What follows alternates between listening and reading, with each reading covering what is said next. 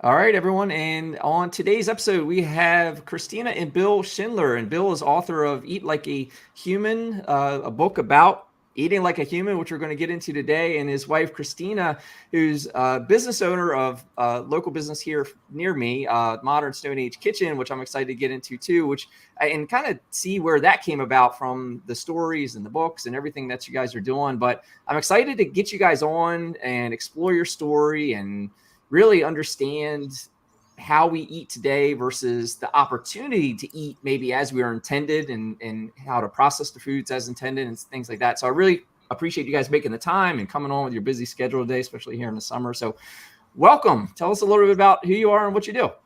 Oh, thank you for having us. Yes, thank you. So the reason, actually, the main reason we're even sitting here today having this conversation is because when Christina and I got married, 22 years ago, and then started to have a family about 18 years ago, we've realized the importance of nourishing our family. And even though I've been on a lifelong quest to try to figure out how to feed myself and how to lose weight and how to feel good and how to live my best life, when we started having a family, it just became really important, really important. And we've done everything we could to figure out, the same questions that everybody around the world is asking today. How do I feed my family? What do I feed them? What are my food choices? All of that.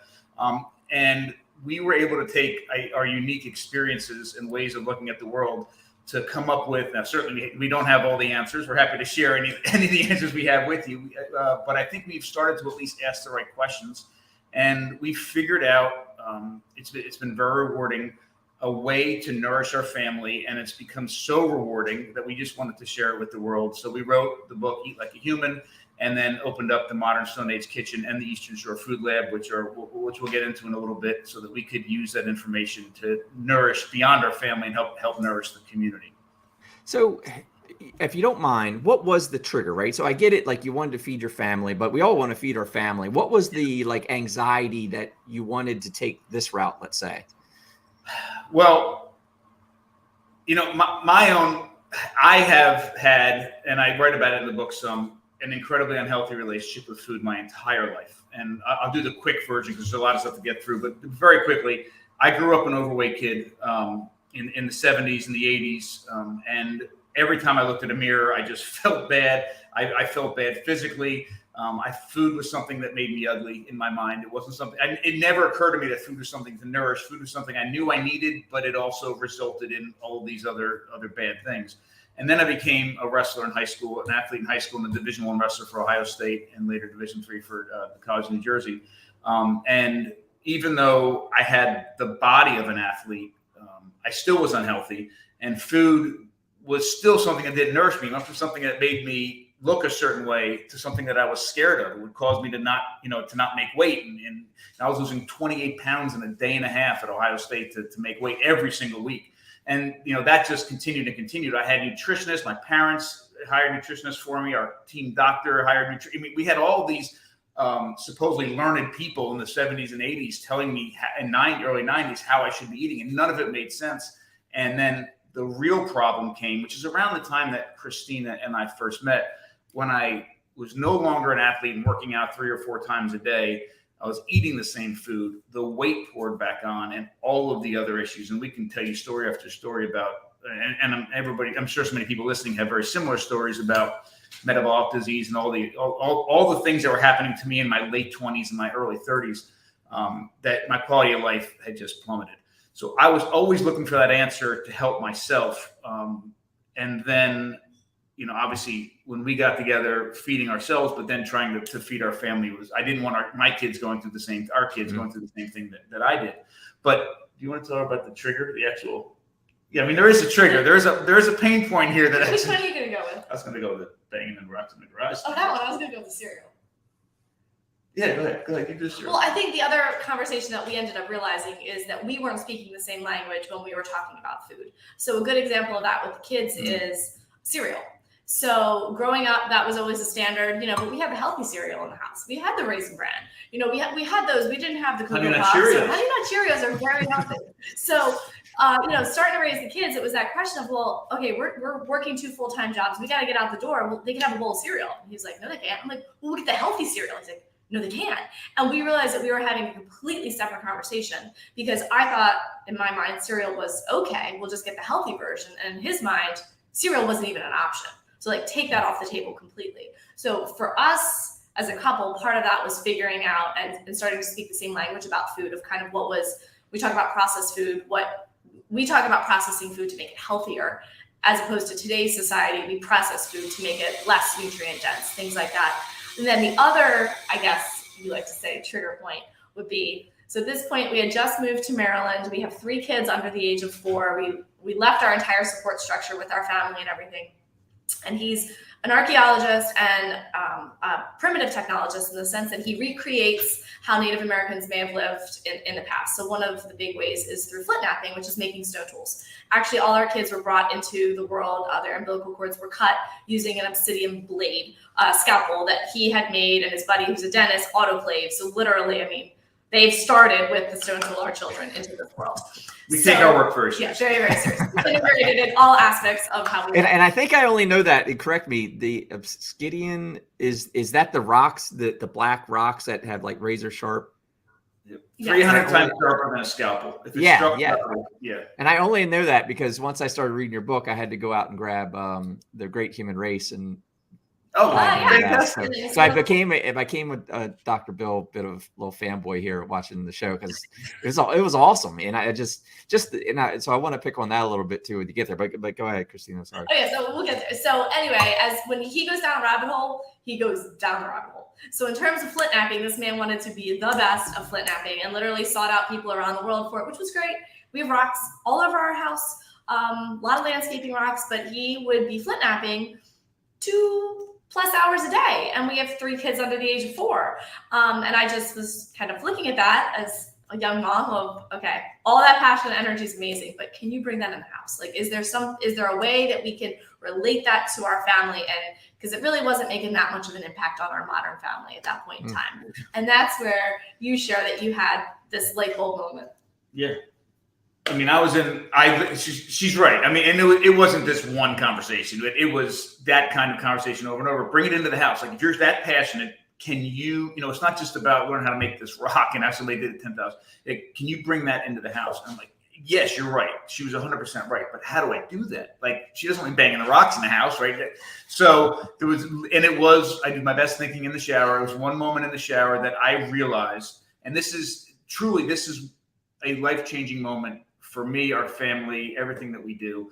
I realized in the shower that just literally almost every single prehistoric technology ever made has something to do with food, like ever. And the first technology we know of today through the archaeological record dates to 3.3 million years ago. So the way I like to say this, if you can imagine, like, all of the Albert Einsteins of our ancestors, millions of years worth of the smartest minds inventing things, all of that energy and power went into inventing things that did something to food, right? And I'm not talking now about the kind of lab coat things and making high fructose corn syrup. I mean, stone tools, fire, fermentation, nixtamalization, aging, those sorts of technologies went into food. And I already knew, and I think everybody can recognize, that the way our diets changed over time influenced our evolutionary track, and in many ways, in all ways, created us as a species 300,000 years ago. So there's a direct link between dietary change over millions of years and evolutionary change. And then if there's such a link between technological change and our dietary change, then there's something here. Like, there's something incredibly important that we're missing in asking the question, what should I eat? And we say, what should I eat? If somebody just tells me what I should eat, I'm going to be healthy. And other animals can ask that, but humans can't, because, and this is really the root of everything that we do here, everything that we've done since that moment in the shower, and also everything that the book is about. We humans have evolved, and I hope we can dig into this deeper in a little bit. We have evolved and created bodies with nutritional needs because of their body size and our brain size that greatly out are more than our digestive tracts can support. Because of these technological innovations over millions of years, we were able to get more nutrients from our environment than we can without the technologies. Our bodies were built on the backs of those technologies and that food, and now we're living in these bodies and have these brains, these nutrient-needy brains that require nutrition that our teeth, our fingers, our digestive tract cannot provide without those technologies. So the question, what should I eat, is very important, but it can't be separated from how should I eat? What do I need to do to my resources to make them as safe and nourishing as possible? So I brought the stone tools in the house. And that's what I was picking up on the book, and that's where, one, I guess for those listening, and I would like to hear it from you, just the version of like, how did food contribute to our evolution of our brain? Like, how did it impact us? Like, I've heard the things about like when we started cooking food, we were getting certain nutrients and our frontal lobe or whatever started to grow. Like, could you give us a little summary of kind of like how we got here as far as like our evolution? Yeah, so I'll give you a quick timeline thing, and then we can dive in a little bit deep with a few pieces of that. So very quickly, the evolution changes are when we first separated from other primates at about 5 to 7 million years ago, when we first stood upright. Our ancestors were eating everything without any tools whatsoever. So anything that they consumed, they picked with their fingers, they got with their teeth.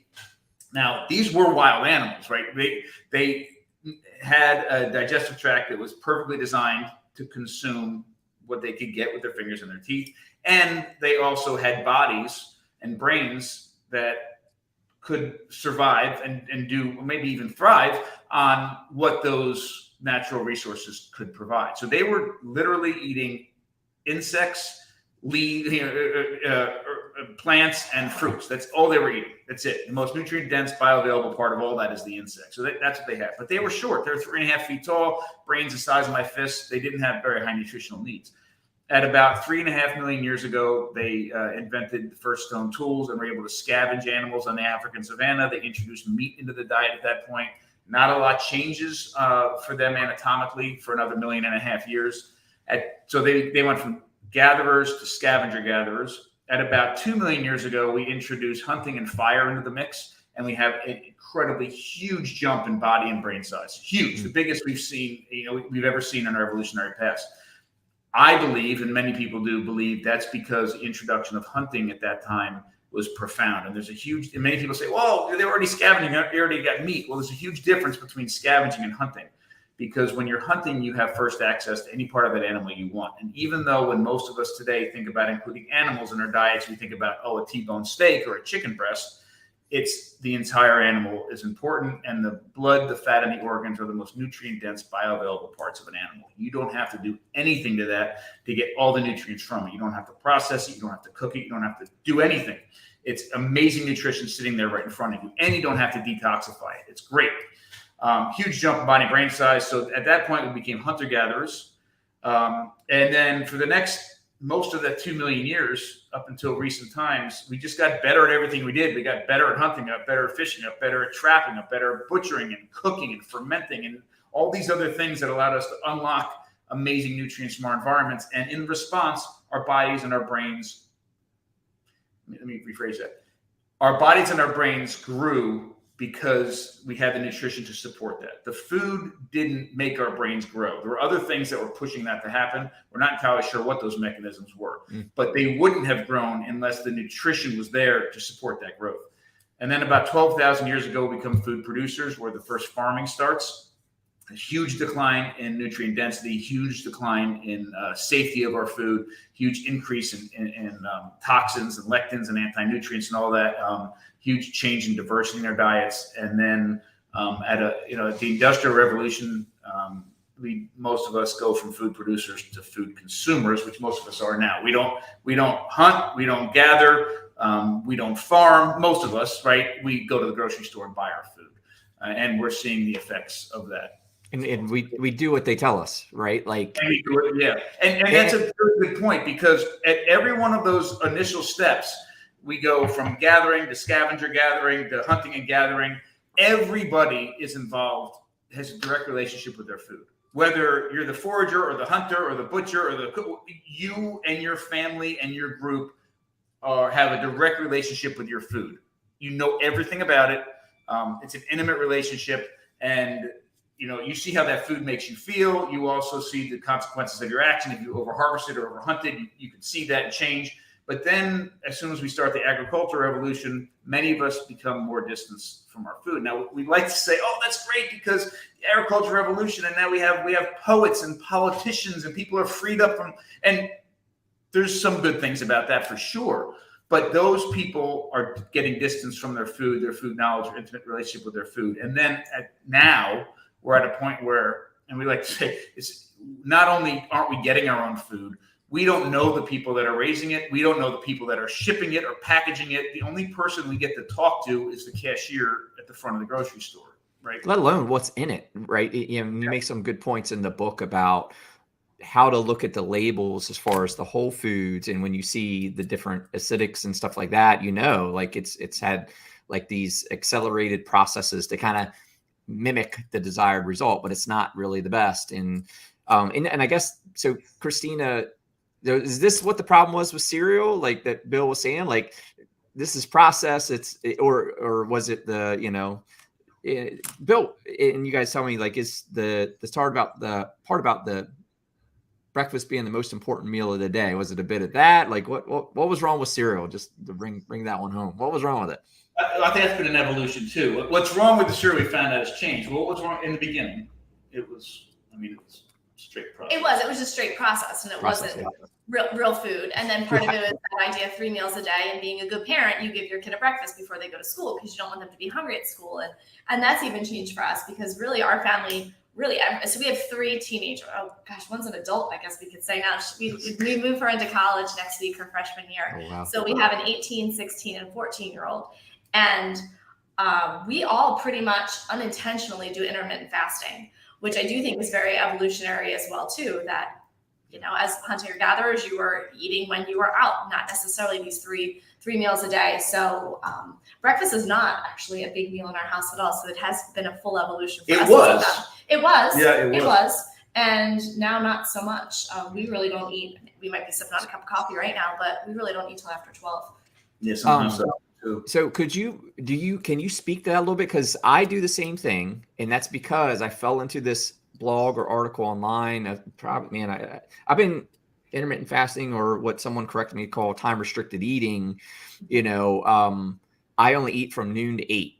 And it's because I fell on this article that talked about the way we evolved to eat was we'd be hunting in the morning, and we'd be we'd be kind of feeding off of like fruit and stuff like that maybe, and then we'd get our meal, and our bigger meals would be later in the day. Like, do you know anything about that? Is there any truth to that, or as far as how we're meant to eat? I do have something to say about that in a second, but how did we start that? Was it Mindy? No, it wasn't Mindy. What article was that? Do you remember? I do not. It was a jiu-jitsu related article. Okay. There's something I fell into.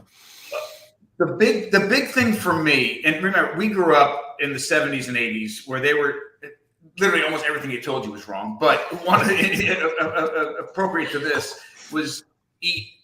And we were very paying attention, and so were our parents, very conscious to what everybody was, doctors, FDA, were just telling us we should be eating. And it was not only the food pyramid and whatever version it was then, but 6, don't eat 3 meals a day, eat 5 meals a day, eat 6 meals a day.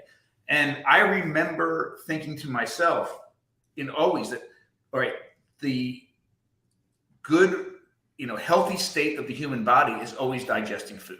Like, oh, you should always be digesting food. You go to the gym, the nutritionists tell me you got to eat before you go to the gym. You should be eating while you're at the gym. You should eat as soon as you get home and recover. As soon as you wake up, you should put food in your mouth, and your body should always have this fuel all this time. And the way it was explained made sense. It's just I didn't feel right. I woke up every morning ravenous. Like, my stomach was growling. I was angry. I needed to eat something, and I did. And then I was hungry at 10, and then I was hungry at noon. And not only wasn't that metabolically correct, but the amount of time and energy and all this stuff that took it out of your day to prepare that food and clean it up or whatever was mind-blowing. But when and I don't want to speak for both of us, but I think it's true for both. When we realized that isn't the case, right? It's taxing for the body to be digesting food. Yep. And a normal state of the body is to be fueled for sure, but to be at rest, or not our digestive tracts to be at rest. Yep. It blew my mind. And when we started doing it, it felt great. Yeah. I mean, and our day was different. So mentally, our day was different. We don't get up and spend an hour doing this and getting this food ready and sitting down. I mean, we enjoy a cup of coffee, but that doesn't take us out of that fast. As far, we've spent a lot of time as a family traveling around the world and living with different groups, some indigenous, some traditional, some just historic, in what they do. And I think what we found is it's very hard. I understand that with the article that you read, I don't know who wrote it, but it's very hard to say for 2 million years, and I don't want to put words in the author's mouth, but, a lot of times they got up in the morning, they went hunting, and they didn't get anything until 2 p.m. And it's very hard. And even if that was a scenario that's true in some cases, the amount of diversity over 2 million years of how people went out and hunted. I mean, I do think, my son and I do a lot of hunting.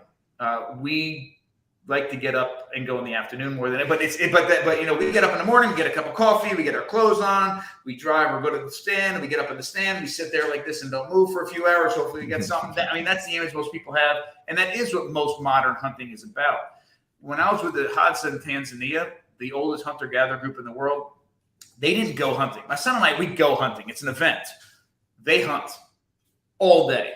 They always have a bow. They have a handful of arrows. They have 5 or 6 arrows in their hand. They hold in the bow hand, and every one of them has a different tip because of what they're going to shoot at. Like the bird has a different tip. The big game has a different tip. They have a little, and they literally are always walking. And if they see something to shoot, they shoot it. They don't go hunting. They hunt.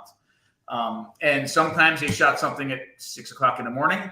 I was with them one night. They shot a jetted cat out of a tree at about 1 o'clock in the morning in the middle of the night. We ate its liver that night and shared the rest of it the next day. So there's a lot of variety. But when we're with people, one of the things that became very regular, whether or not they were hunting-gatherer group or a farming group or whatever, is they fell into, and I think the same way that Christina and I and our family have fallen into that routine of they get up and go do something. They go farm. They go clean something, they go hunting, they go do whatever. Often people would come back afternoonish. They usually would eat a little bit of something that was left over from the night before they had prepared. And then at the end of the day, right, when the day's over, the work, whatever that work happens to be, they come together as a unit, usually as a family unit, and somebody or a few people have spent the day preparing the main meal.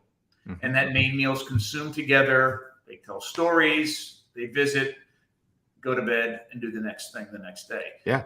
And that's kind of how our life is, right? It does.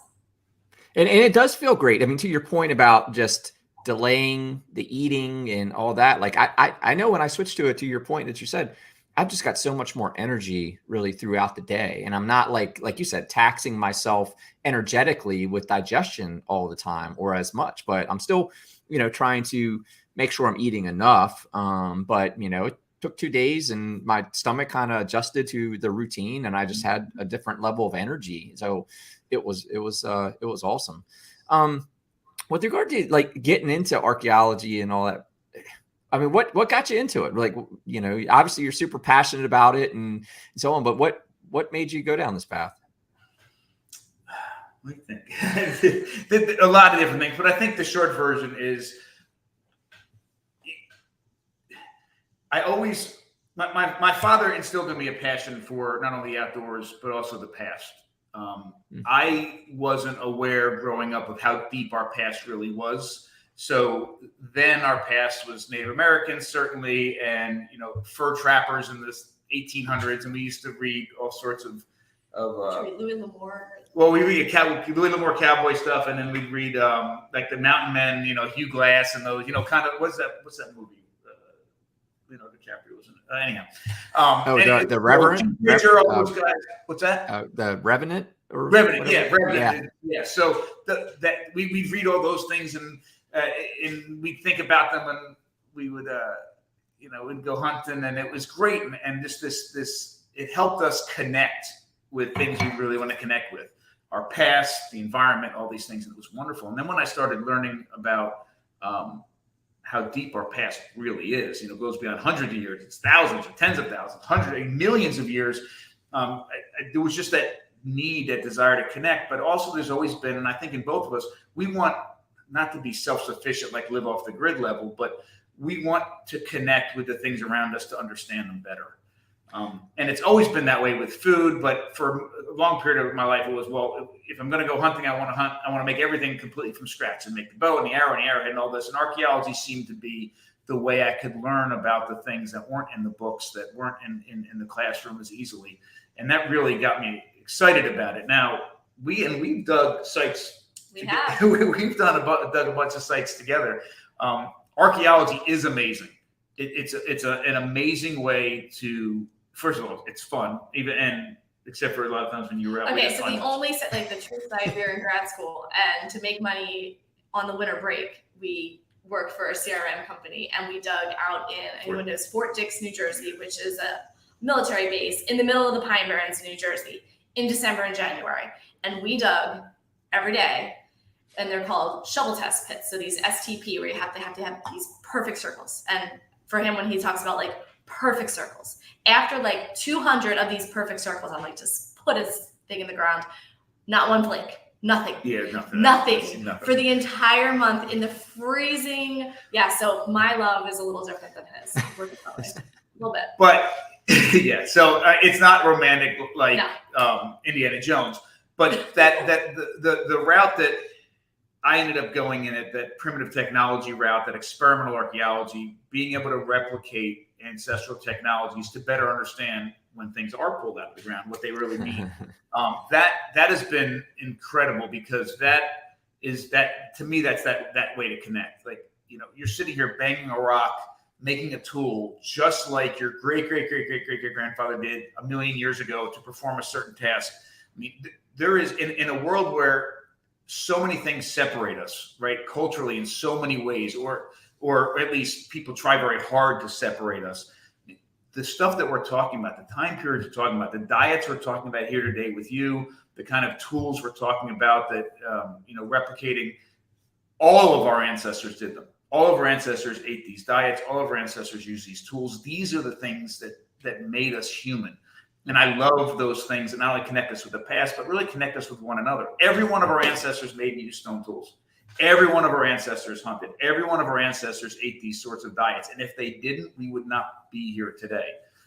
So I guess before we jump into the book, I would be interested to know, like, as you found this love for archaeology, is there any favorite, like, wow moment that you're like, wow, this is awesome? Like that just kind of shines to you on like your favorite part about like our evolution, or something that's really wowed you about? Well, it's two things I can think of right away, and I'll let you take the first one. Layla. Tell them about Layla. Oh, yeah. So we were in Kenya probably about 5 years ago now. We were actually on the largest white rhino preserve in all of Africa, an amazing place. And we went out on a walk, which is kind of crazy how you can just walk in the middle of the savannah. It was definitely intimidating, but it was amazing. And we were out. Animals everywhere. They're absolutely everywhere. You're just walking between them. But we literally came upon all the stone, which ended up being hand axes. And yeah, there's a lot of stuff behind us here. It's kind of like show and tell. But they literally littered the ground. And we literally were walking on artifacts. It was unbelievable. Now in the States here, you walk a riverbank and you might find, a flake, or gosh, if you actually find an arrowhead, or, something like that. But these, like this big, everywhere, and you're stepping on them. It was absolutely amazing. Like those what are we talking? Like, how old are they? Probably between 1.5 million and 2 million years old. And like a parking lot of nothing. It's crazy. But them. And then I think the other one is early on. I was digging a site in grad school and getting ready for my dissertation work, which is we replicated this 2,000-year-old Middle Woodland fishing village on an island in the Delaware River. But we're recreating this fishing weir, and I was digging this site on this island in the Delaware River, right near where we're going to do this work. And we pulled out a gorget, which is a flat stone piece of slate. Usually it has 2 holes that would get you'd wear it on your neck, and etched on the side of it, engraved on the side of it, was a picture of a sturgeon, which a fish, which we still have today, but they're very, very ancient fish. And on the other side was interpreted as a fishing weir that they had, were catching these sturgeon in. So that was pretty cool for our part of the world. And kind of what's the date on that? That was about 2,000 years old. 2,000 years ago. So kind of like that was in New Jersey. It was much more recent. Yeah, no, in the the Great Human Race series was really educational to kind of some of what you described earlier, is how we went from just the scavengers to actually finding meat and eating that, and then hunting. So I'd encourage I went and searched it. It was out there on Prime, so it was a good job on that. How was that experience? How did that come about? We have two different not versions of it, but how Christina first. I would like to say mine. No, actually, that was crazy. It was my birthday. And that was your birthday. It was my birthday. And he had, which is January 29th, and he happened to be checking his junk mail. I have no idea why. This is not my techie husband. I check my junk mail twice a year. He was checking his junk mail. Yeah. And checked his junk mail and found an email from a talent scout out of New York City who was looking for a professor of bushcraft. Yeah, and wanted to chat with him. And he's like, what is this, Christina? Do you think I should contact him? It's like, yeah, why not? What the heck? Who knows? So you popped on a Zoom. They liked you. They liked your look. Next thing we know, they already had the female co-star for and this is National Geographic, The Great Human Race, Kat Bigney. And literally next thing we know is we need an entertainment attorney because he needs to go on a chemistry test down in North Carolina.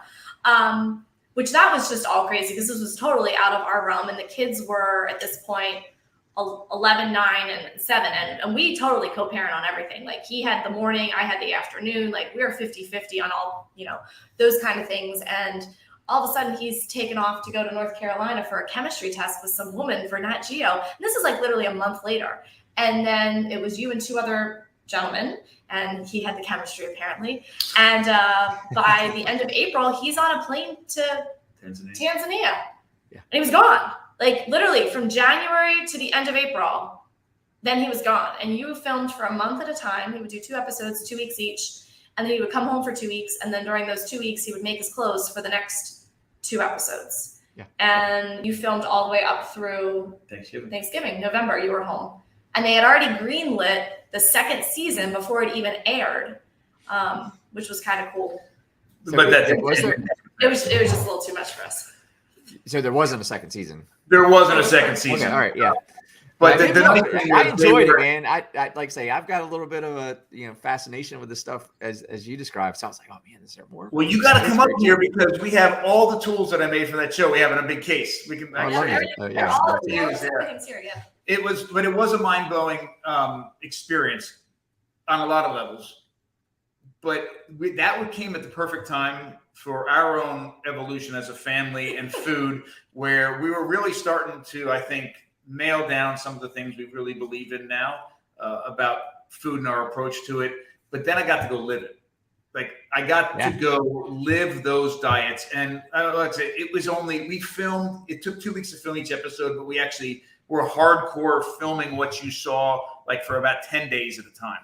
Yeah. So it wasn't like I was out there for a year living like it was 2 million years ago, but it was 10 days. And what I love is and I'm very proud of all the people that were a part of that show, the producers, the directors, the camera guys, the sound guys, incredible crew. They were amazing. They worked on all the survival shows. They worked on Naked and Afraid. They worked on Survivor. They worked on all those. What's the one that Billy loves? Dual Survivor, all those. And they said this was the most authentic show that they've ever worked on, as far as what you see is really what happened out there. 10 days is long enough to start to feel the effects of the food that you're eating. It's enough to be scared. It's enough to feel good. It's enough to feel uncomfortable, all those things. So I came back from that experience confident that the track we were on in our own personal journey to understand how we should be nourishing ourselves and our family was the right track. And I think that really set us on to move forward and actually really do what we're doing now. Yeah, well, hats off, man. Because I did enjoy it. I thought I learned a lot through it. I really appreciated the content and kind of again, that the great human race, like how we got here and what we went through, and it makes you again appreciate our ancestry a bit more. And so, yeah, I appreciate that. So, can I add one thing to this though? Yeah, because please. As you were talking, it made me realize, because you said this helped with our journey, and it did too in a different way back home in Maryland, because now all of a sudden I had to survive without him. And so he was the guy. I mean, he cooks everything. He does, he does the kitchen. I do kind of the rest of the house. It was how our roles were broken up. And all of a sudden he left, and I was left with this fridge and freezer just full of all these containers that maybe were labeled, maybe were not labeled. Nothing really was store bought because we made everything in the house. A lot of things were white. There was just a lot of white containers, but it was it was an adjustment for me and the kids to be able to kind of work through it, but also was very eye-opening because I would always see him kind of doing these things in the kitchen, and I didn't know what it was and what it entailed. So one thing that always sticks in my mind is kefir. So he would go, we would drink kefir shakes a lot then. And he would go into the kitchen, and it was the strangest thing that he would pour milk into these grains and stick it in the cabinet, like not in the fridge. That went against everything that I had ever thought about how we treat dairy, right? It always has to be refrigerated. So then all of a sudden he leaves, and I have to keep the kefir grains alive. So he would show me how to do that. And then I realized it's actually, it wasn't as difficult as I thought it was. And that's been really helpful to kind of put that into our practice now when what we have our modern Stone Age kitchen, to show people that these are skills that are very simple, but the catch is you got to time it. You can't all of a sudden walk into your kitchen that morning and want to have a kefir shake, because unless you poured the milk over the grains the night before, it's not going to be ready. So from a time perspective in our modern world, it's being able to kind of pre-plan.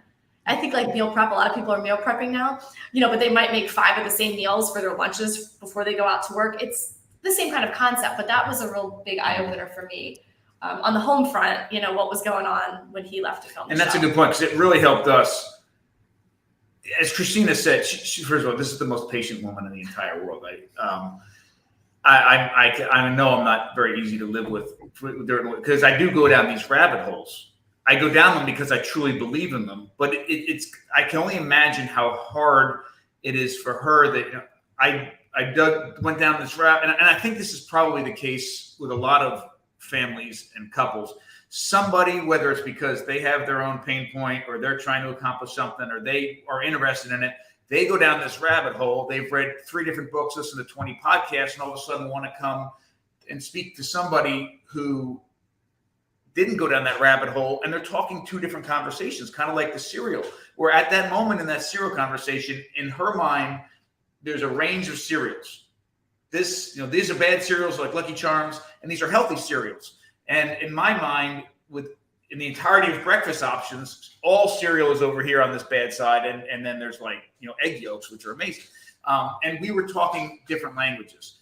And I do feel like in many cases, with couples or with families, one person's taking that leap mentally and has come back and they're ready to do 15 different things, and literally, like Christina said, upheave the entirety of everything that they do in the kitchen as a family, how they eat. And the other partner is like, what are you talking about? But what's been great, and I think one of the reasons we're sitting here today able to talk to you about this the way that we are, is that experience, her being forced to do the kefir and to make the yogurt and to keep the sourdough mother alive, gave her that kind of insight, right? But also, and this has been very helpful too, the career that I've built before we did this as a couple has been on the back of, me learning. She said earlier, I was seeking out some of the best stone tool technologists in the world to teach me how to make stone tools. Well, if that wasn't part of my job, we weren't in a financial situation to allow me to go fly to Denmark to work with somebody there, but it was part of my job. So, and we were able to justify some of these really crazy rabbit holes we went down because of the career path that we were on. Mm-hmm. And now we're in a place that we're in the same conversation. We've always been in a situation where we've always shared the people that we work with. They know us, they know our kids, and we've traveled together, learned from these different groups in different places, and we're a part of the same conversation. It's been very helpful, really. I agree. And if it wouldn't, we'd still be arguing about cereal.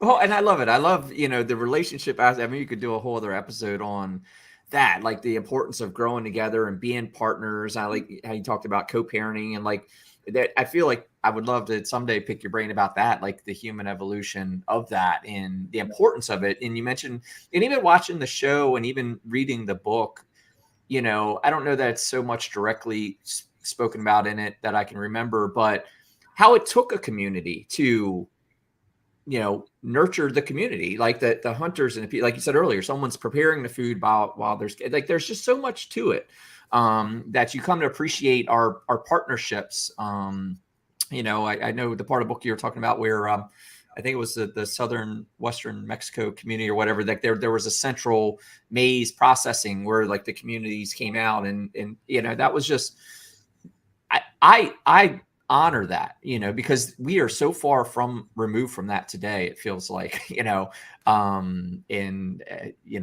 back to throwing a baby out with the bathwater. With regard to the book, I mean, what are you solving for? Like, what are we solving for with the book? The primary mission that Christina and I are on with everything that we're doing now, which is the same primary mission with that book, is to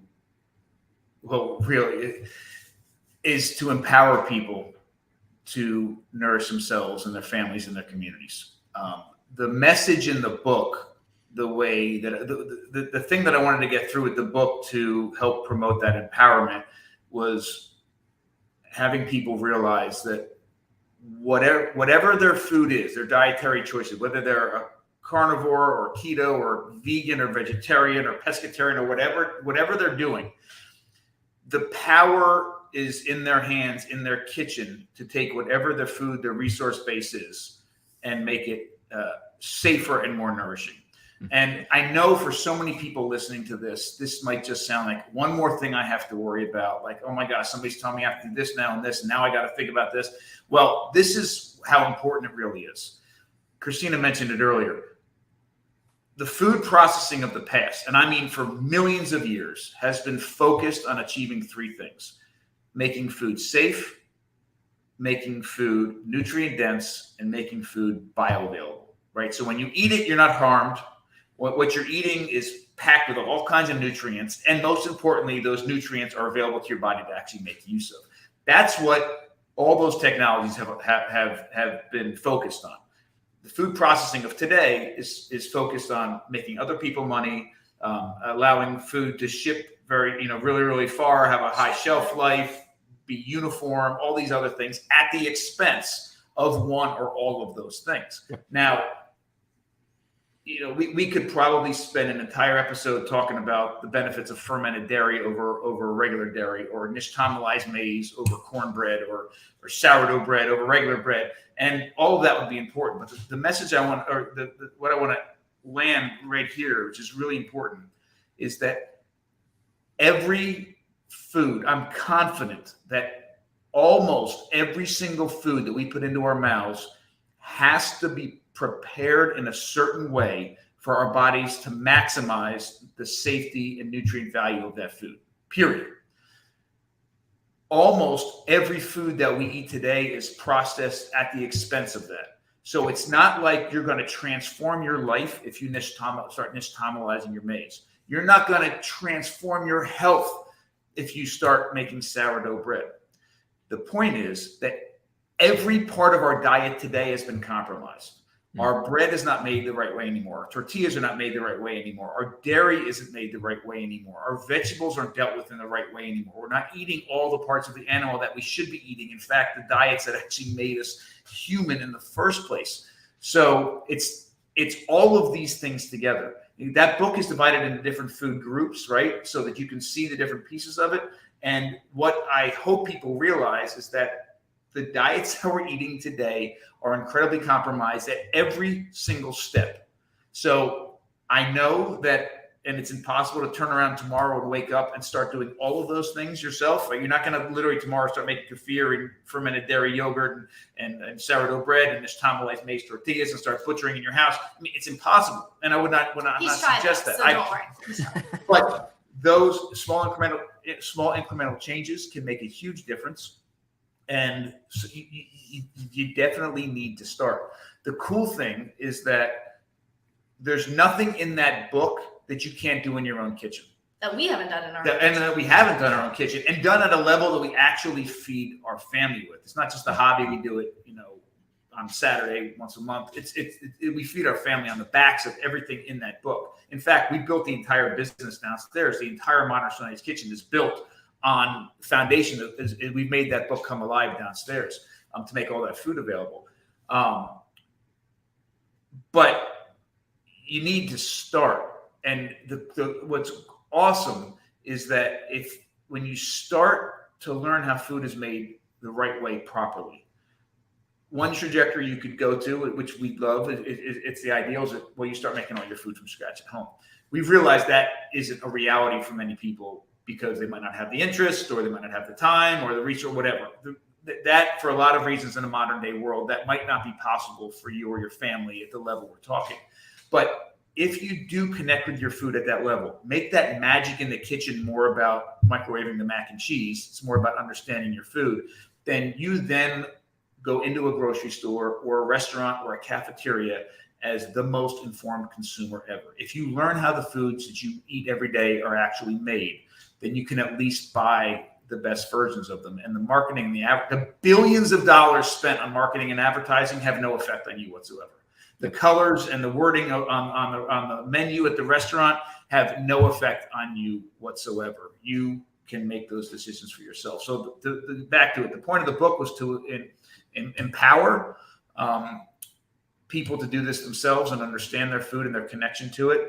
And then really, I think the other piece is all the recipes are in the book. Yeah. So it's not just the stories and the why, but here's also the how. So literally you do have all the pieces there. And here at the Modern Sundays kitchen, the restaurant foodery that we have, the point is to nourish. Like, the main point is we've taken that, here's that food, come get it if you want it, and you can nourish your family with it. But we also still have that educational piece. I like to say we're a open source kitchen. We've made the decision when we opened, any technique, recipe, approach to food that we have, we are happy to share. Come in if there's something, everything that's in the book we're making here, but we're actually making more things that aren't just in the book too. You want to know how that muffin's made? Here's a recipe. I'd rather you make it for yourself at home and be able to, nourish yourself that way. And then the other thing too, to be able to meet people wherever they are. Yes, here's the recipe, but we also know that a lot of people learn by watching and doing, right? Mm-hmm. So we also have on-demand classes on our Eat Like a Human website where people could go on and they can download the sourdough class. And that's been very helpful for people because just the shaping is an art unto itself. So they can rewind and watch him. And actually, the director of The Great Human Race filmed those videos for us over COVID. So they're all professionally filmed and they're really very, very well done. So it's nice to be able to have those pieces for people who are virtually anywhere in the world that can have access to those how-tos. And then we also do cooking classes here in our Eastern Shore Food Lab, which is our nonprofit, so that people could come and learn the art of sourdough bread or cheese making. And it's one thing to read, and you mentioned it in the beginning about looking at the back of a label and knowing when you see something in it that they're taking a shortcut, like the vinegar that they might be adding to cheese, which you think is fresh mozzarella. But when you actually take a class and you see how that process is and why it takes 8 hours and the importance of getting that high quality dairy that has not been ultra pasteurized, it really does wake you up as a consumer. And that's really important too. Yeah, that awareness. And yeah, I think for me, as reading your book, I do feel more empowered, and it's just, I often use it. It's that joke where like the old fish is swimming by the two fish and he goes, "Hey boys, how's the water today?" And he swims by and they look at each other and go, "What's water?" And it's that, right? Like we're just sold to. I never said that. No, but that's us, right? Like, that's us in how we're consuming and buying this. I'll call it junk because and I guess, every chapter you get into the why and kind of the loss. I'll call it the loss of our nutrients in what we're eating. But could you give me like a quick version for the people that haven't read the book but should, as to how we got here with regard to like mass production and consumerism impacts, right? Like, what's the quick story at where we are over the last, 100 years or whatever, from the industrial age to from where we were. Yeah. And there's so many things we can talk about. The biggest, we mentioned this earlier, and I kind of did that long timeline. One of the biggest issues we're facing today, and our lack of empowerment, is our disconnection from our food. And when we don't see where it comes from, how it's processed, how it's shipped, how it's dealt with, how it's packaged, if the magic of taking a raw material, making it as safe and nourishing as possible, is what actually can happen in the kitchen, and that's the part that's hidden from us, so many bad things can happen. And no matter what you think, the people that are processing almost all the food that we consume do not care about us whatsoever. They don't meet us. They don't know us. They don't know our kids. They don't care. They're trying to make money. And it's very difficult to make real food and make money at the same time. It doesn't work. The economics don't work that way. So a lot of things have happened. One is we're distanced. Another is, I don't think we recognize how much of our food choices are actually out of our control. If we're getting bombarded by the media, by doctors, by anybody in the food world that are selling us a certain amount of information, and we hear that constantly all the time, people we look up to, and it's happening repeatedly in commercials and TV and all this. I don't think we also recognize that we view the foods that we can eat by what we see. Like, you go to a grocery store, and if it's on the shelf, we consider it food. If it's not in the grocery store, then it's not even in our conscious as being food. It's things like animal fat or marrow or organs. We don't see them in the Acme and in the BJ's and the Costco, really. Maybe you would see them in maybe some ethnic grocery stores, but for the most part, you don't see them in most parts of the country. And it's out of our conscious as even being food. We don't see whole animals. We see cut up pieces of things, right? And this is I think, a very, very big problem. And when you go into the place like the dairy aisle, where many of us, other than the produce section, which you walk in and say, oh, this is very natural, right?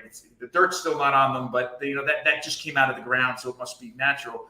We go to the dairy aisle, I think, is the next place where we would look at and say, oh my gosh, this is like as close to real natural food as you can get. But the reality is, there is nothing in a dairy aisle in North America that resembles the kind of dairy that we've been consuming as a species for 8,000 or 9,000 years. It's not even close. I don't care what the packaging says, how brown the label is, or how white the milk is. There's nothing about that resembles what we ate in the past. And this is the information that we get, right? And we're told these little snippets of things, our attention spans are so small. Oh, we need to eat yogurt because it's full of probiotics. And all of a sudden, we have yogurt that is labeled that has 32 different probiotic strains on there, but it literally has 32 grams of sugar in one serving. And we're making ourselves sicker because of it. The narrative is wrong. Where we get our information is wrong. And I know this is hard because feeding our family is so incredibly important. And I think everybody realizes how important it really is. It is easier for us to say we're going to sort of push off the burden of what we should be eating onto somebody who's a professional. Like, feeding my kids is important. They need to grow big and strong. The doctor or the FDA or whoever's going to tell me how to feed them, and you're going to go in and listen to that and the labels and all this. But the reality is, you have the power to understand your food at a level you can't imagine, at a level more than these experts can tell you. We are the only species on the planet that hires nutritionists to tell us how to eat. The only species. And we're the sickest species based upon, because of the way that we eat. There are things about the way humans eat that are different than other animals. Like, we have to process our food. That's the stuff that happens in the kitchen, right? That's the stuff, learn and go and cook. And this is what we say. I don't care what it is. I don't care if it's macaroni and cheese. I don't care if it's grilled cheese and tomato soup. I don't care if it's a hot dog. Whatever it is, for a moment, that if you want a first step, that your family eats all the time, like either every day or every week or several times a week, that's where you start. Take that food and take a weekend and make it from scratch. Google all the recipes, figure it all out, make that entire meal entirely from scratch. and you will know more about the food that you and your family are eating from that. Even if the food is so bad the dog won't eat it, you will have connected with your food at a level that you can't imagine. And even if you never make it again, you'll at least certainly know what to buy. But, to more directly answer your question, how we've gotten here, we've become increasingly distant from our food. Money has gotten in the way, profit has gotten in the way.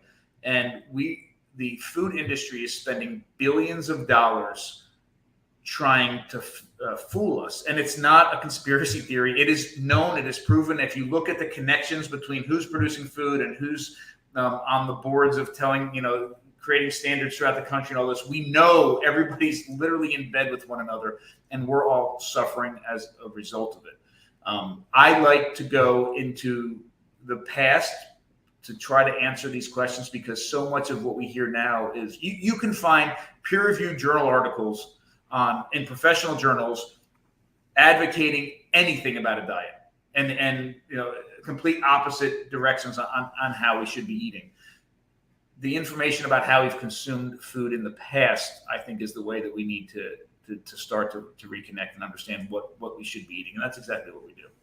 Yeah. And I just feel like food has just become yet something else that we're just called. Like, I'm a believer in capitalism, right? Like, when we're trading value for money, right?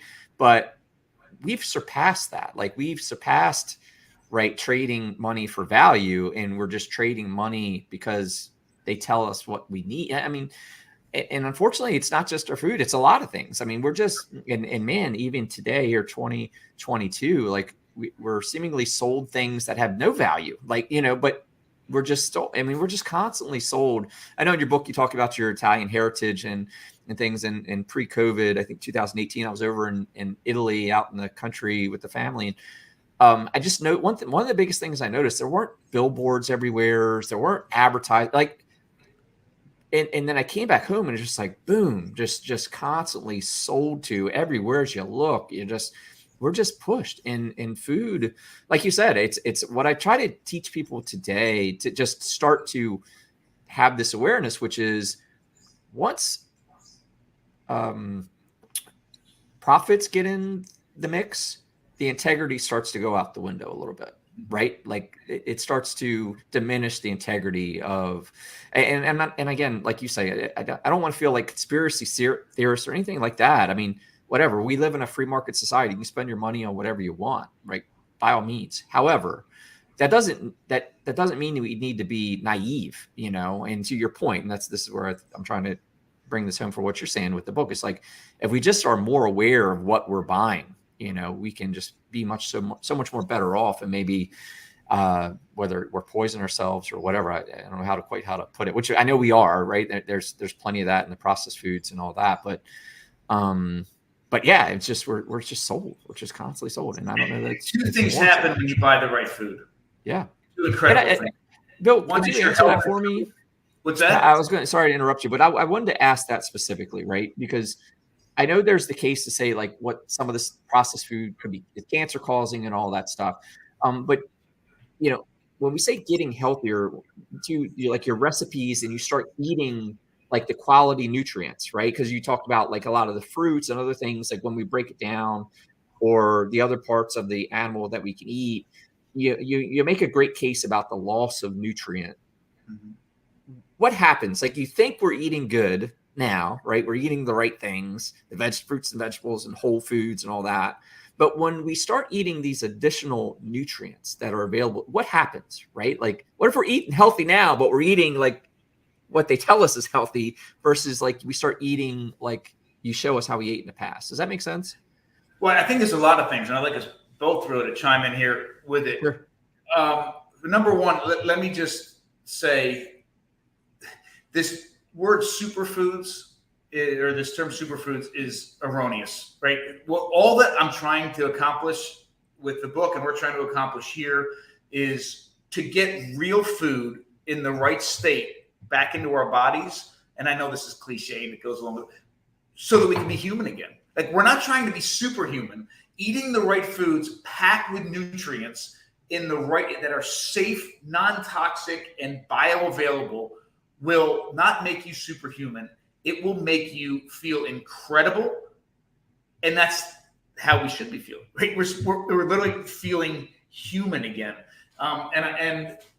It's so crazy because real food, organic food, artisanal food, the way food used to always be, has sort of gotten vilified. Like, oh my God, that person's a foodie. Oh my, they're a foodie. Like, oh, we should just be fine with the, roast beef and mashed potatoes that's $5 at the nearby diner, and that should be fine.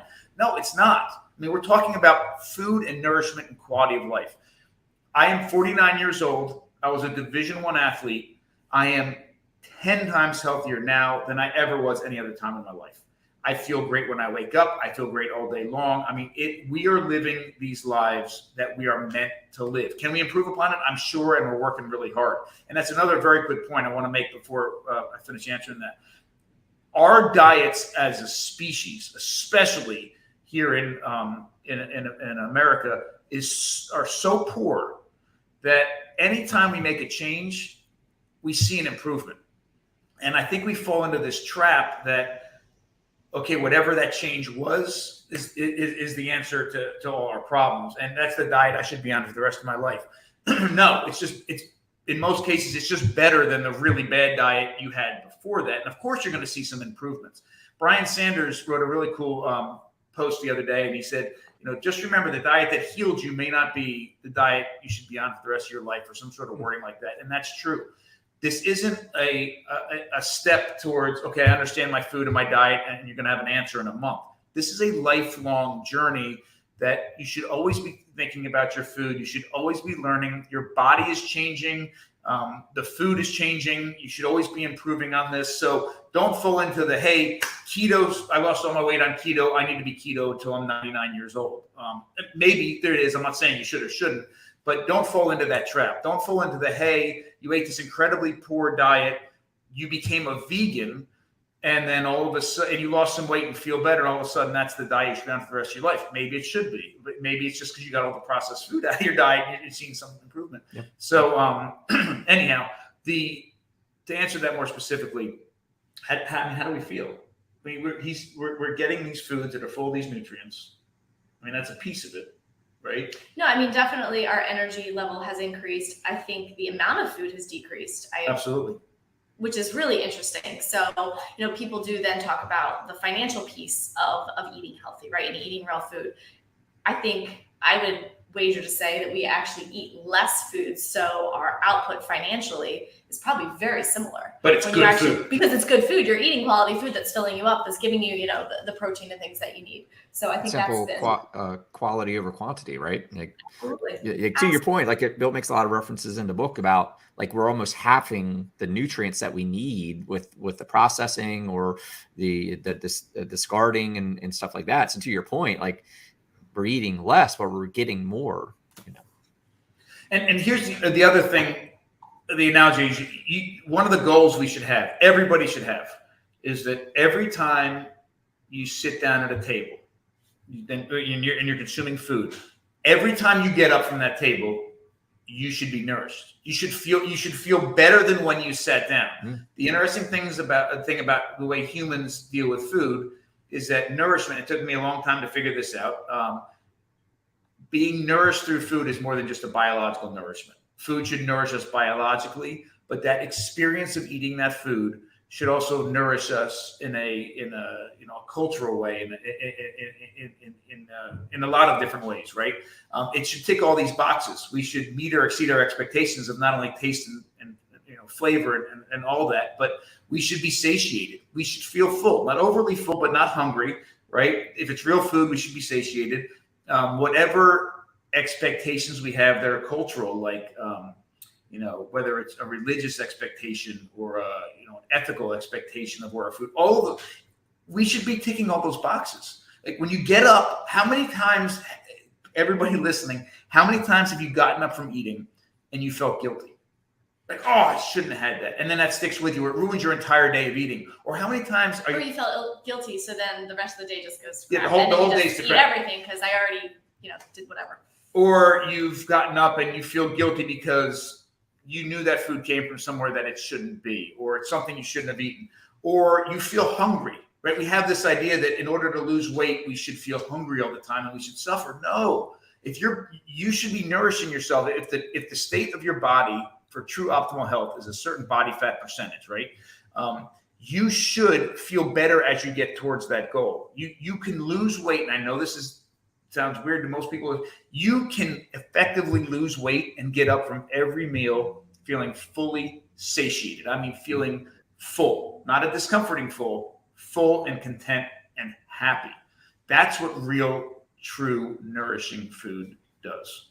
And that's how we're living now. And it's just mind blowing to me that we spent 3/4 of our life living a different way with our relationship with food and health. Yeah. And that brings us to the business, Christina. So you got this crazy guy digging up his neighbor's dandelions, eating them, and you turned that into a business. We did. And so we have our modern Stone Age kitchen, which we like to call a foodery. We met in the restaurant world, but somehow this is turning into a restaurant too. So literally downstairs, we have about 9 employees right now that are running a total operation, and we make everything from scratch. So if you saw our eyes at all during this podcast, shoot that away, because we've had deliveries. But what's really interesting, and I wanted to share this and show you, what's coming in to our place is raw ingredients. It's flour. We make our own fermented butter, but we just cannot make enough butter to go into all our products. So yes, we bring in the highest quality butter that we can, but it's all salt that's coming in. It's not the Sodexo truck or Cisco. It's half a pig, literally rolling in. It's not prepackaged bacon. We're making the bacon. So we literally are making everything from scratch. We bring in 50 gallons of milk from a local farm during the week, and on Tuesdays we turn that all into our pasta filata cheese for our pizzas and our sandwiches. All our grains are fermented, so everything's sourdough, and that's been eye opener for a lot of people, because when people think sourdough, they think bread, like a loaf of just crusty bread.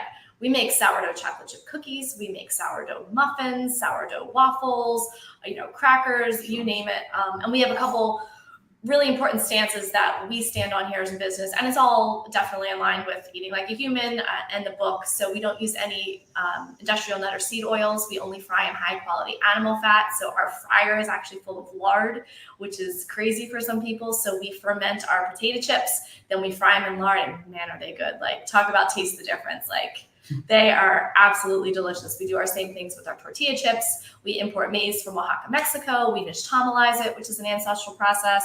We stone grind it on a molino. We hand press tortillas, then we fry those in, high quality animal fat. We literally do it all. Friday nights is our wood fire pizza night. So we have a big oven downstairs. Again, people ask, why don't you do it every night? They're so good. Well, because it takes us 6 hours to get the oven up to temperature with using the wood, right? And it's the sourdough crust that we make, and we make the cheese and make the sausage and the pepperoni, and it all takes time. Yeah. So we actually put a lot of our money into people downstairs, into the labor side of it. So that's kind of where the balance is. But our modern Stone Age kitchen has really taken off, and I attribute that one with the book, and also this for us has been a blessing of COVID. So when COVID hit in March, Bill was the director of the Eastern Shore Food Lab, and he was a professor at Washington College here in Chestertown. And it was, what do we do with this space? And I'm talking about the space that's downstairs from us here. And we saw Social Action Committee in town was doing wonderful things, giving out food to the community, but it was white bread. And that was one thing we knew that we could help with. So he came in with our oldest daughter, Brianna, at the time, and was making 80 to 100 loaves of sourdough bread a week and donating that to the Social Action Committee, and that was getting out to the community. Well, Brianna was 16 at the time, took a liking to it. Next thing we know, overnight, she created Rise by Brianna website, put it all together. She took out samples of sourdough bread, crackers, and focaccia to our neighbors. I think she had 12 orders her first week, and it literally exploded. So much so that we were doing deliveries. So this was lockdown COVID time. We were doing deliveries on Saturday, 8 hours worth of deliveries. We were almost 200 miles of it was crazy. And then the book sold, and this took off. So I was the supervisor of special ed in a local county. So my background's in education as well. And people have always said to us, you guys need to open a restaurant. You need to do this. And it was if we don't do it now, when are we going to do it? So I took the jump and left in 2020 to be able to focus on this. And then Bill took the jump and left the college last year. And we now do this full time as a family. And this literally in a year, we went from the two of us and our kids to now we've got over 15 employees and a full-fledged business downstairs and a liquor license. And God, we're like, I'm running payroll. And I mean, it's absolutely crazy how this has just blossomed. And, podcasts such as this being on and sharing the message, Saturdays are really rewarding because we have people who are traveling from all over to come and want to taste the food, buy the food, experience it, come for pizza nights, and just be part of everything. And that's what I have found is the positivity of people that walk through that door is so rewarding and so refreshing because people know that they're coming to get real, nourishing, whole food, that we also have an open kitchen concept. So you'll see everybody in there making the food. So you realize exactly where it's coming from. As he's talked about, it's not just the cashier who's ringing you out with that loaf of bread. You're going to see Ryan back there mixing it and then Sarah back there shaping it. And then you actually, are putting it into your bag. So it's been very exhausting, but very rewarding all in the same breath. And we ship too. So for those of you listening that aren't in the area that would like to get some of our products, we are shipping as well. And it has been so incredibly rewarding. We talked a little bit about our family's journey, and everything in that book are the recipes we came up with as a family to nourish ourselves. And to share that is wonderful through the book, but to actually make the food and share the food that literally built our family that we believe in so much is so cool. One of my favorite examples is we have a sandwich bread, and it's an oatmeal honey sandwich bread. It's sourdough, and it looks, sandwich bread, and it's called Sissa sandwich bread. And the reason it's called Sissa is our youngest daughter is Alyssa, and her nickname's Sissa. And when we were living in Ireland for a year, he was on sabbatical, and we were making a lot of sourdough. She didn't like the hard outer crust of a traditional sourdough loaf. She wanted a soft like a potato bread. So he made this honey oatmeal bread for her. So it's called Sissa sandwich bread. Well, people literally walk in the door and they ask for a Sissa. Like, how cool is that? Like, people order bread based on our kid's name, based on a recipe he made when we were in Ireland. And then the other loaf, our traditional loaf, is called an airfield loaf because that's where we were living in Ireland when he came up with that recipe. So when you have people come in and ask for an airfield loaf or a Sissa, we realize that there's good change going on and people are benefiting all across. And what we're trying to do there, in addition to that nourishment, is make it accessible. Like we don't eat many carbs at all. We are very animal based, and you won't see us eating pasta 3 nights a week or eating a sandwich every day, or anything like that. But we do realize that if we set up a full carnivore restaurant, not only would we not be in business, but we would be impacting a very small section of, very small amount of people. We are trying, and I really think doing a very good job of taking foods that people are familiar with. We make pizza, we make tacos, we make Italian subs. But since we're controlling the entire process, we know where every animal comes from. We're making all the meats in-house. We're doing sourdough breads. We're making the cheese. There's no nut or seed oils, even in all of it. Then we are elevating a very accessible meal to something that anybody from a 5-year-old kid to a 7-year-old grandparent could associate with and connect with and be nourished from. So if you want to come in here and just eat meat, you can do it. But if you're somebody who's going to eat a sandwich every day, listen, we got the healthiest sandwich that you can ever imagine. We can tell you where every piece came from and how it was made. And even from the farming perspective, we can tell you where the lettuce is from, the tomatoes from on a first name basis, because we were just texting as they dropped it off this morning. Yeah. And that's really rewarding as well. And what I also love is that it was really scary to take this jump on a lot of different levels, partially because, I thought I was going to be a professor the rest of my life, and I still have, student loans from graduate school, and we're leaving, and we're sending off our oldest daughter to college next week. So many people said, "Oh, what you want to do sounds great, but it won't work." Nobody's doing that. Nobody's making all that stuff in house. Nobody's doing those sorts of. So it must not be a financially viable thing. Now, we don't have a yacht and an island in the Bahamas, but it works. I mean, we've built in 1 year a team of 3 to a team of 14 people. And we're continuing to run and grow and build. So I love the fact that I hope we're creating a model that can help no matter what direction anybody wants to take anything. Yes, it is viable. And yes, we're not in Portland or in Oregon or San Francisco or somewhere where you can imagine a place like this has a huge audience. We're in Chestertown, Maryland, and you know what? We have an incredible customer base of really, really happy people that walk through the door. Yeah, no, I love it. And I guess the question for you on the business side is, what would you go back and tell yourself 2 years ago, right? Now business owners, now both what I call when I did this back in 2020 or 2003, which all the chips are on the table, right? You're pot committed. You both jumped from your full-time jobs and you're following your passion.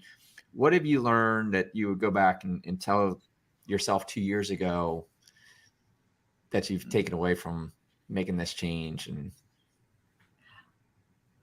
I think I don't want to say I hesitated to take the jump.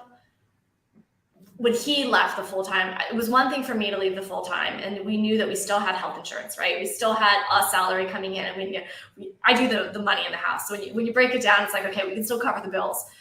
The amount of sleep that I lost running numbers in my head when he made that jump, if I wish I could have told myself, the cash flow will be there, keep doing, keep growing, make those choices and keep connecting with the positive people. And I think that's been a huge one for us, is the business community that we had no idea existed, because we were in a educational silo, literally. And from the town that we're in, that's who we knew, right? And that's now all of a sudden there's just this amazing network of giving people who just want to see you blossom and do well, and will, lift you up and answer your questions and help you, supply chain issues. Like, how do we access that? I mean, we learned a lot, an absolute lot.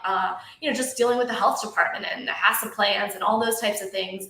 It's definitely going into food is very different than just running, a one-on-one consulting business, just because of all the different types of, it's not legislation, but legality things that you have to do. Yeah, regulations. From a health department perspective. But I wish I slept a little more in the beginning and didn't roll those numbers so much. And believe me, I still roll numbers a lot.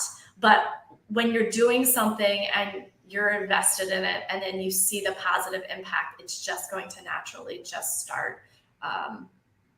It's kind of that domino effect. And that's what we're feeling right now. And it's really exciting so this is a Thursday right now that we're sitting with you at 10 o'clock in the morning. This absolutely never would have happened last year, because we would have been down there slicing bread, rolling crackers, cutting whatever, getting ready to go to a farmer's market this afternoon. And not only do we have staff down there that's doing it, which is so exciting, like hire the people. That's also what we've learned, because as soon as we start thinking about the next step, our immediate gut response is, oh my God, how am I going to fit that into the day?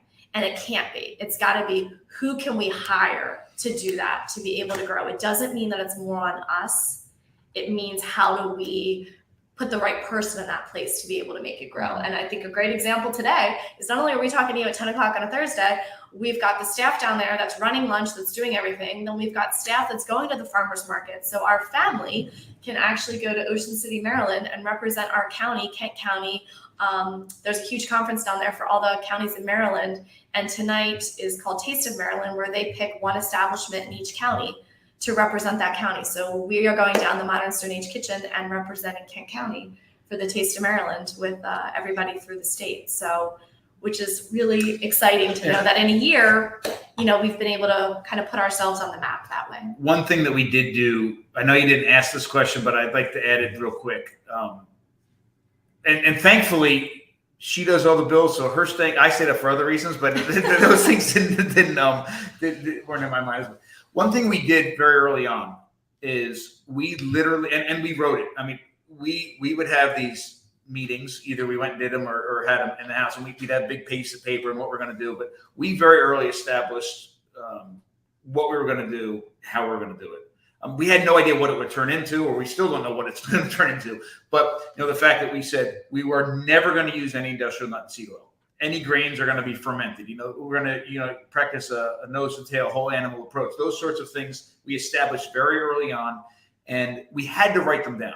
And two great things have happened as a result of that. Many things, but two I want to mention real quick. One is that we didn't deviate from it because we are bucking the system with many of those things. And from the fact that we have to have a special fryer downstairs that's made for animal fats because it's not very common, right? Financially, especially in the beginning, like, we're really going to spend this much money on this? Yes, because we said we're going to do it. We haven't deviated from it. But the other thing we mentioned, or Christina mentioned, was we have this amazing team downstairs. We're at a time right now, especially in the restaurant industry, coming out of COVID, where people are scrambling to find help, to find good help. And it's just not there. We haven't had that problem. Knock on wood. People come in and they see how passionate we are about what we're doing. They understand why we're doing it. And so many people just want to be a part of it. Like, they believe in it. So we just don't have a team of people working downstairs. We got a team of passionate people downstairs that, some of them have come from the restaurant industry. Some have come from cooking in their own kitchens. And that's the experience that they had. But they care, they understand, and they realize that they're a part of something. And part of the way that happened is we established what we do and why we're doing it very, very early on. And that helps with growth too, because it's just like, how does this fit into kind of our principles and where we want to be?